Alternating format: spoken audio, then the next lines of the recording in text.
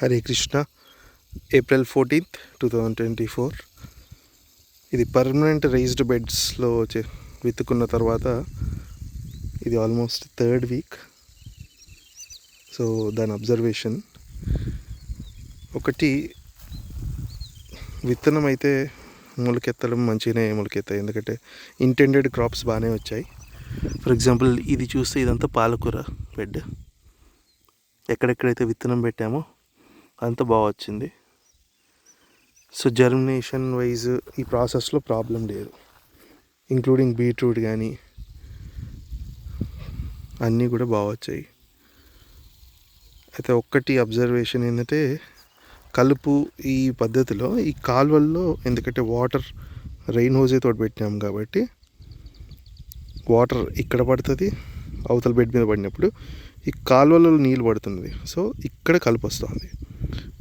దీంతోపాటు ఈ ఎడ్జెస్, ఈ బెడ్ ఎడ్జెస్లో కూడా కలుపు వస్తూ ఉంది, ఎందుకంటే ఇదంతా ఎక్స్పోజ్డ్ ఉంది కాబట్టి, expose to the sun. So కలుపు వస్తూ ఉంది.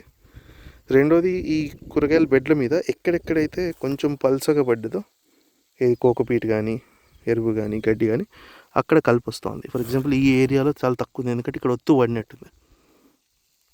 బట్ కొన్ని చోట్ల కొన్ని బెడ్ల మీద చూసాము అది ఎక్కువ ఉంది.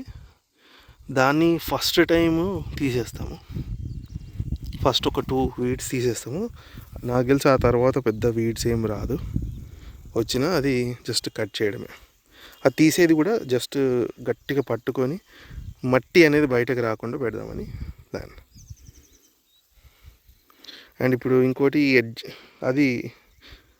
ఎడ్జెస్ మీద ఏదైతే కలుపు వస్తుందో దాన్ని ఫస్ట్ది తీసేసి అక్కడే పెట్టేసుకొని ఈ ఎడ్జెస్ పంటి మొత్తం కూడా పుదీనా పెడదామని ఇప్పుడు ప్లాన్. పుదీనా పొనగంటి పెట్టేస్తే ఎట్లాగో నీళ్ళు పడుతుంది, ఎట్లాగో సాయిల్ ఎక్స్పోజ్ అవుతుంది కాబట్టి అవంతా వచ్చేస్తుంది. సో కలుపు బదులు మనకి పుదీనా అండ్ పొనగంటి వస్తుంది. ఇది పద్ధతి అంతా బాగుంది. ఇంకా పర్ఫెక్ట్గా మనం ఈ గడ్డి కానీ ఆకు కానీ కోకోపీట్ కానీ పర్ఫెక్ట్గా రేషియోలో వేస్తే నాకు తెలిసి సూపర్ సొల్యూషన్ ఇది. వీడ్స్కి కానీ ఏదైనా నాకు తెలిసి super solution. And permanent beds కాబట్టి ఓవర్ ద టైమ్ సాయిల్ అనేది సూపర్గా ఎన్రిచ్ అవుతుంది.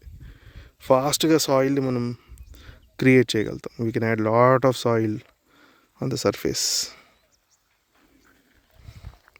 సో ఇదిగోండి, కొన్ని చోట్ల ఫర్ ఎగ్జాంపుల్ ఇక్కడ కలుపు చాలా ఎక్కువ కనిపిస్తుంది, అన్వాంటెడ్ ఇవి చాలా ఎక్కువ ఉన్నాయి. సో ఇది ఎక్కడెక్కడైతే ఎక్స్పోజ్డ్ ఇలా సాయిల్ ఎక్స్పోజ్ అయ్యిందో అక్కడంతా వచ్చింది. రెండోది, ఎరువులో నుంచి కూడా చాలా వచ్చాయి అబ్జర్వేషన్. ఫర్ ఎగ్జాంపుల్ పాల తోటకూర కనిపించింది, గల్జేరు కనిపించింది. నాకు తెలిసి అలానే ఇది కూడా ఒకటి ఉంది, ఇది చాలా ఎక్కువ వచ్చింది. ఇది కూడా పేడల నుంచెల్లే వచ్చినట్టు అనిపిస్తుంది. సో దీన్ని ఫర్ ఎగ్జాంపుల్ ఇది ఉంది, ఇది ఫస్ట్ టైం కాబట్టి చాలా జాగ్రత్త, సాయిల్ బయటకు రాకుండా ఇలా పీకేసి, ఇక్కడ సాయిల్ ఏం బయటకు రాలే మనకి, దాన్ని జస్ట్ దాని మీదనే మల్చ్, దాట్స్ ఇట్, ఇలా చేయబోతున్నాం. ఇది update on April 14th. Hare Krishna.